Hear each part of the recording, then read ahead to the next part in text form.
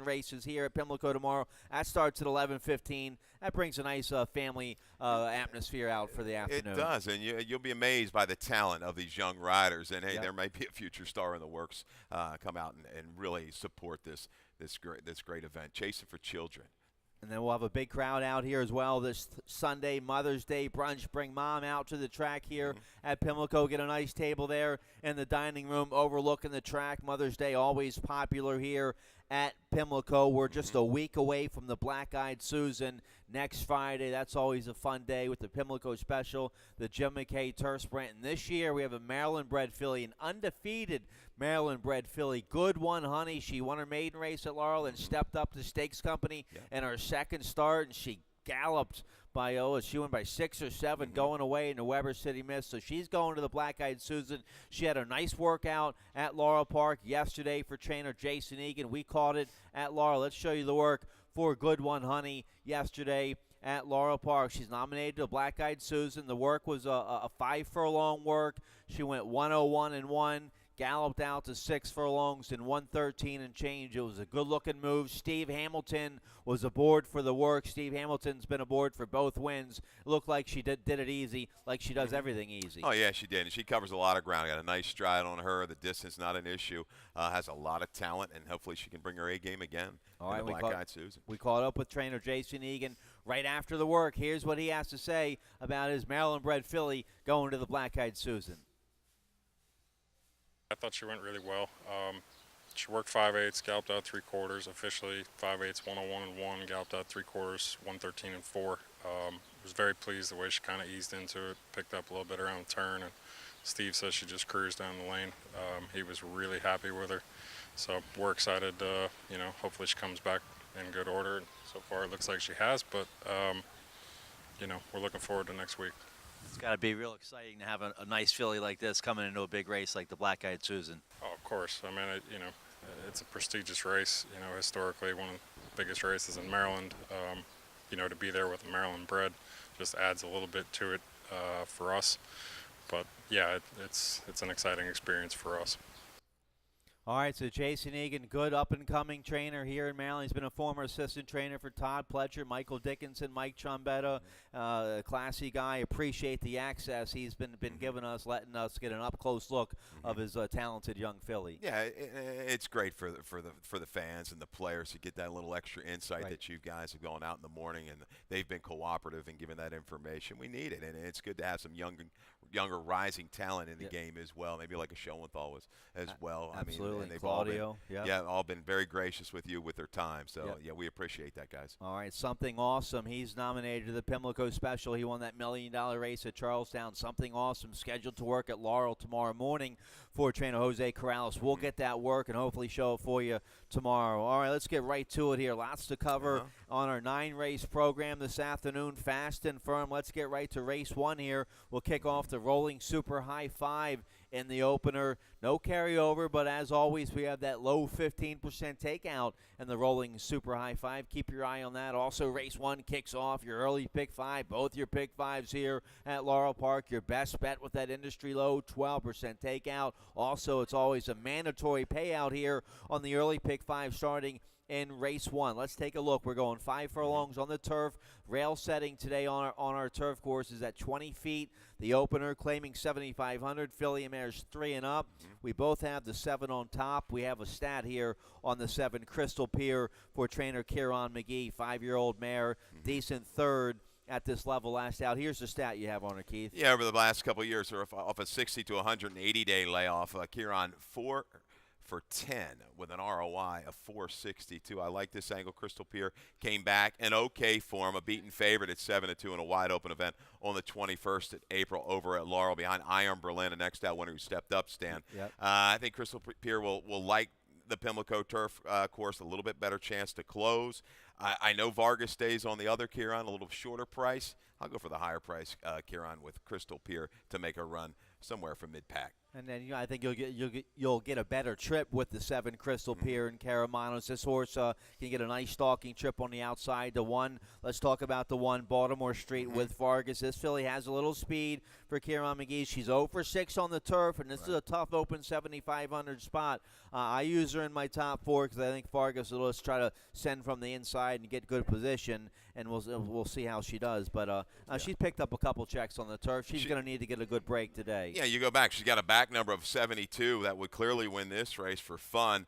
And she's not a need to lead type, but just to her outside, to speed. Horse has the fast springs. P-Patch pointed. We've seen some speed in the past, and definitely Scarlet's Ransom. So I don't know if she's quite got the gate speed of Scarlet's Ransom, but I think she can go ahead and get into position without getting any trouble and get a stalking trip today. All right, we both like the 9 a little bit here. We both like the 9 and the 8. I Dream of Lewis for David Nunn, Ricardo Chappie on this Uncle Mo 5-year-old mare. She had a decent summer last summer at Penn and Suffolk, going long on the turf. A couple nice wins up there. She went to the front in those wins. So Chappie will probably get a come-from-behind trip on the outside today. Yeah, once again, what's going to happen with the 5 furlong distance here, shortening up from the mile. She had speed on the lead last time, but she did make a little sneaky middle move through some pretty quick internals at the Meadowlands. That turf course can play awfully quick.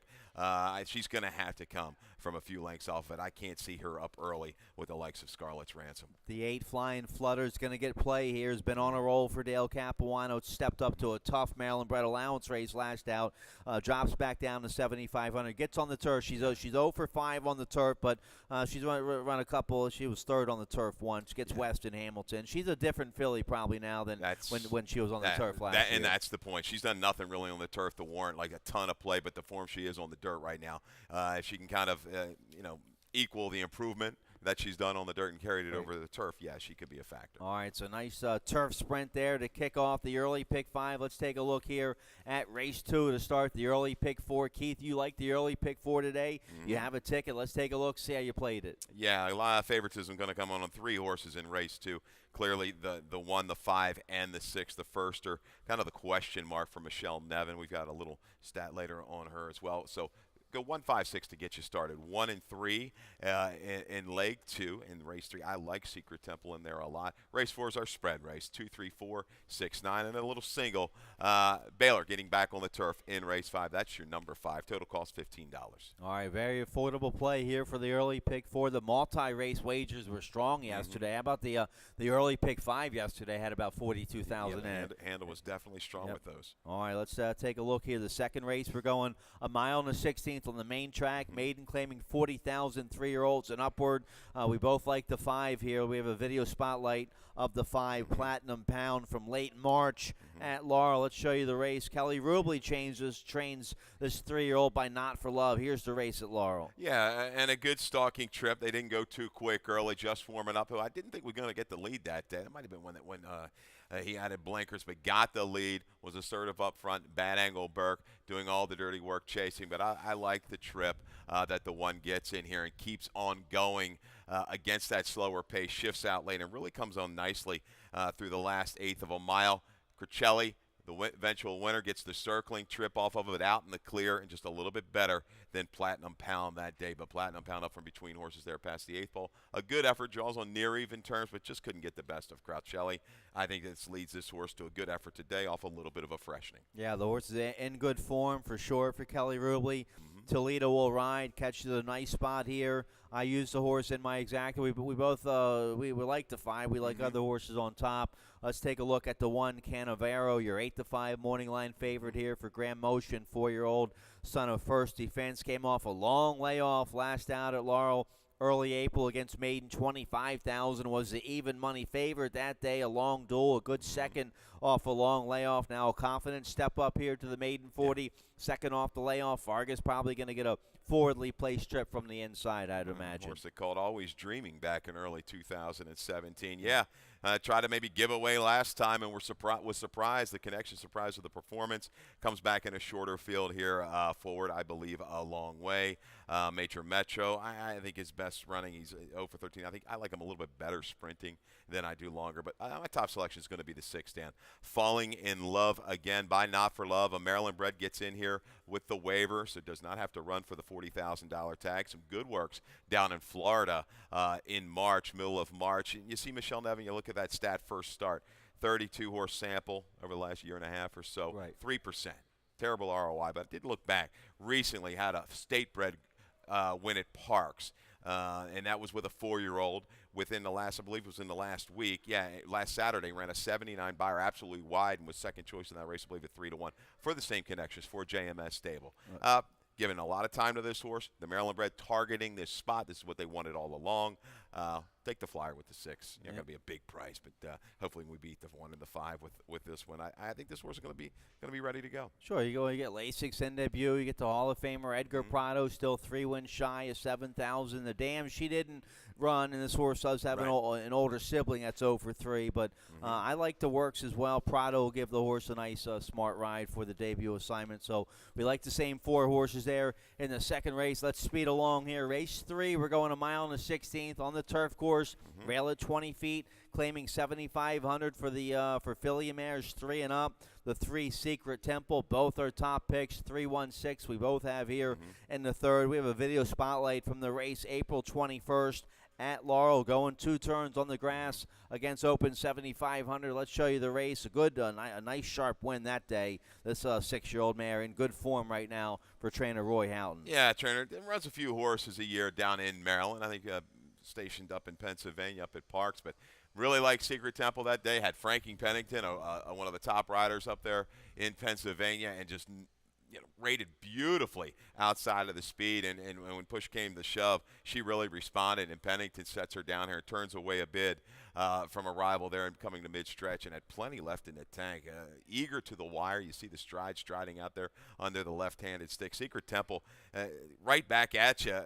Not a lot of speed. I think if Enigma wants to go, fine. If not, Secret Temple can go forwardly placed wherever Weston Hamilton wants to do with the 3 Secret Temple. Yeah, you get 5 pounds off with the Bug Boys, so we both like Secret Temple on top over the 1 Holy Scats coming off a layoff for Kieran McGee. You get Rosario Montanez on this 6-year-old mare by Scat Daddy. She was hanging around at this level last fall, running fairly well. Couple thirds and a second. She'll get a ground-saving trip from the inside. Only a few works, but McGee 23% from a small sampling. Horses coming off this kind of layoff. Yeah, I mean, she's fine at this. It's 1 win, 5 seconds, and a third, and I think second might be the key here for her today. She has a tendency to fall a little bit further off the pace than I would like.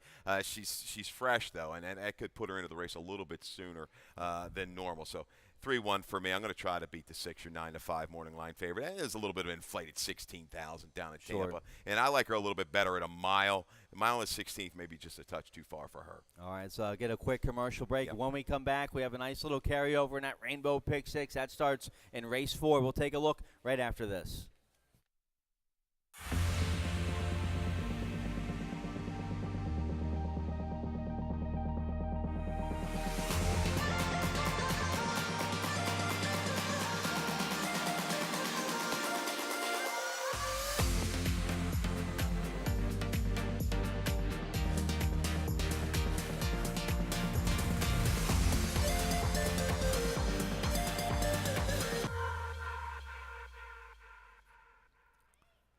All right, welcome back. Today to races presented by Fidelity First. Here we go. Let's take a look at the 20-cent Rainbow Pick 6 starting in race 4. Paid 5 out of 6 yesterday. There's the carryover for today, $1,332. Starts here in the 4th race. We also kick off the middle pick 4 here in race 4. Lots of action for this nickel 2 life, 3 and up.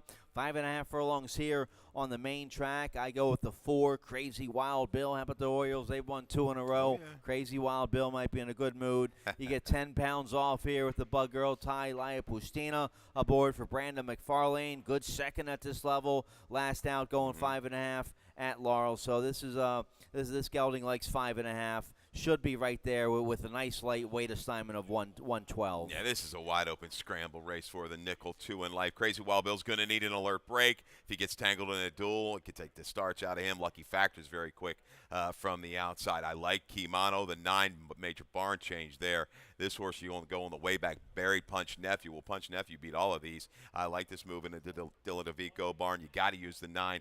2 is going to be my top selections. George Graham is coming in from Tampa for Wayne Potts.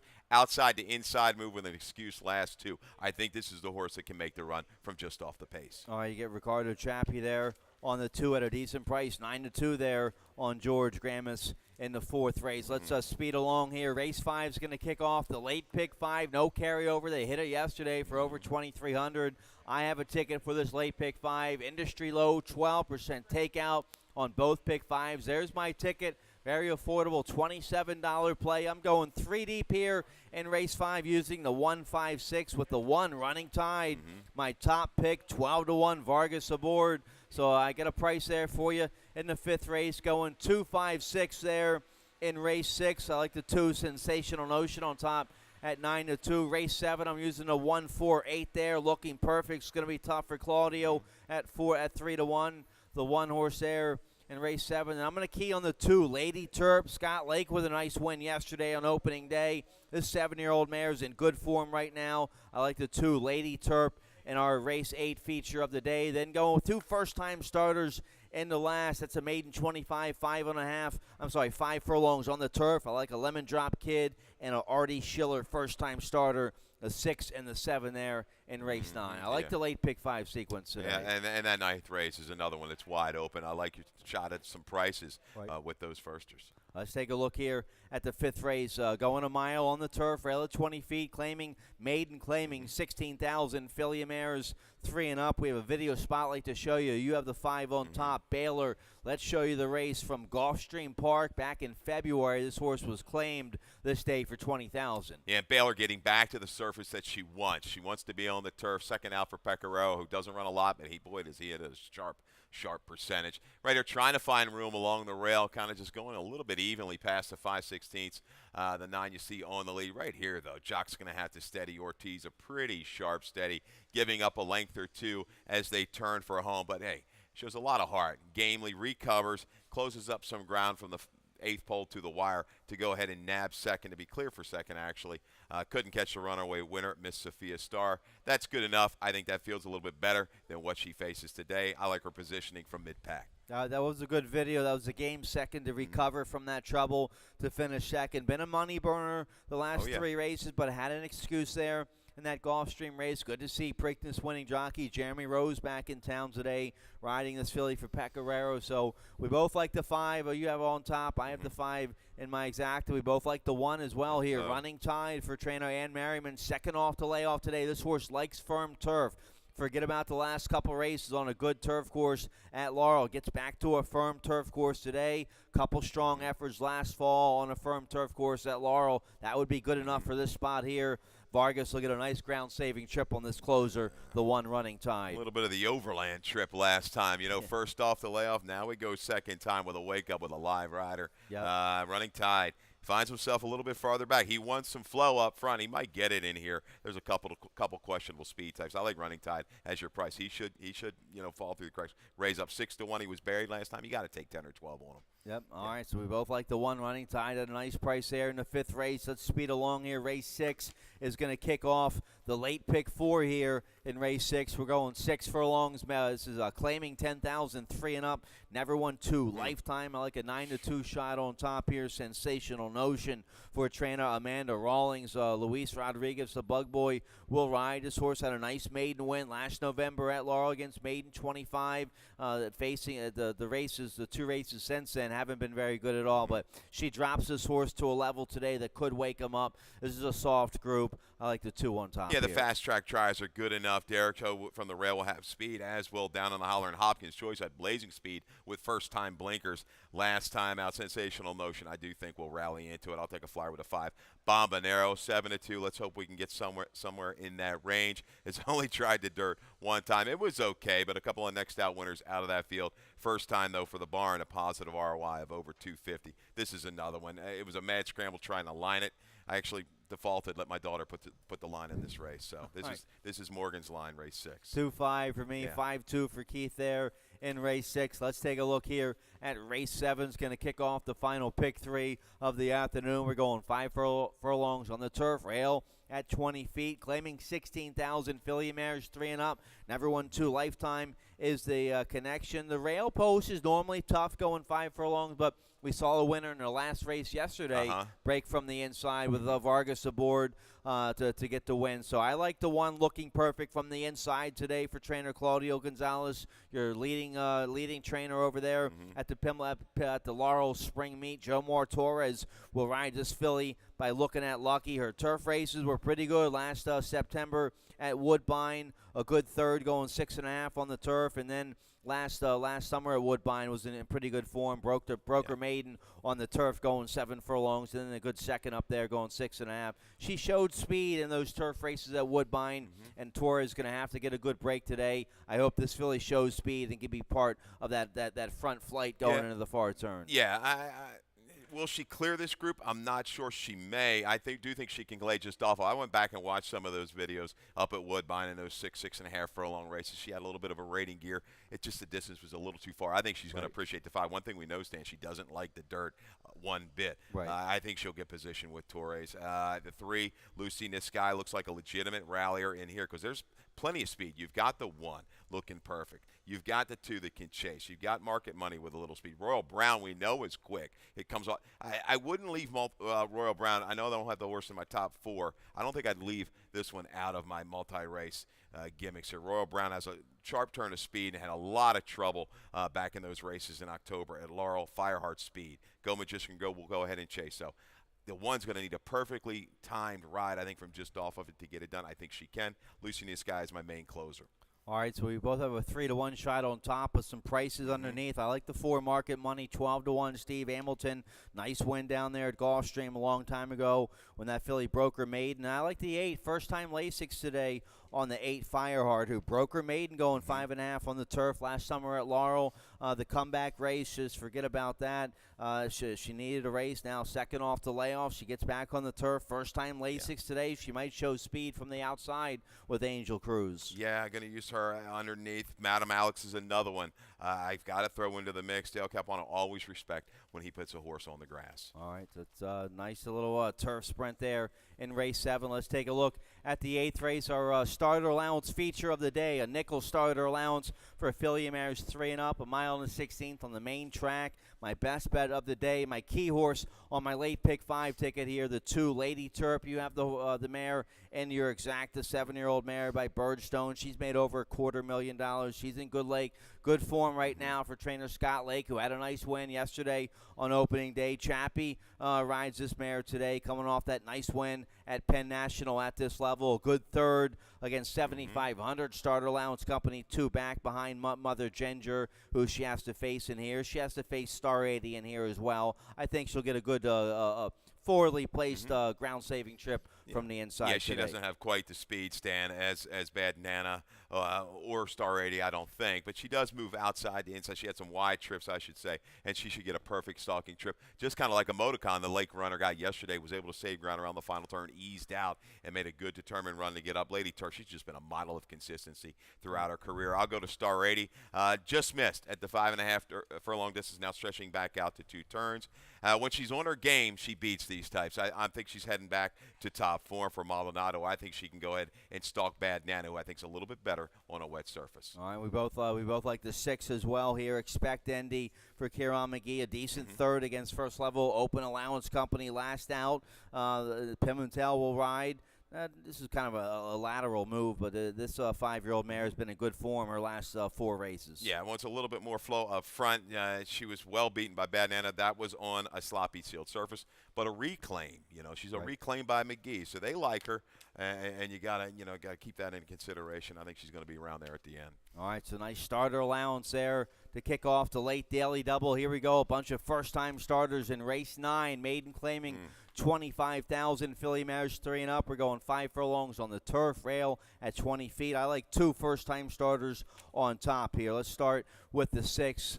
Lemon Avocado. Fergal Lynch will ride this first-time starter for trainer Tom Morley. She's a 3-year-old filly by Lemon Drop Kid out of a forestry mare. The Dam, she was pretty good, though. She was 6 for 21, made over 200,000, was a multiple stakes winner. The second Dam was pretty good as well. Second Dam had a stakes win going long on the turf. This filly has one older sibling who was 2 for 13, made over 100,000. So I love Lemon Drop Kids on the turf. The works are just okay at Laurel Park. I'm not concerned about that. I like the breeding top side and the bottom side here for the 6 Lemon Avocado. Yeah, my biggest concern, you buy her for 100, you run her for 25 with that kind of breeding. I don't know. I'm going to go ahead and try to beat her.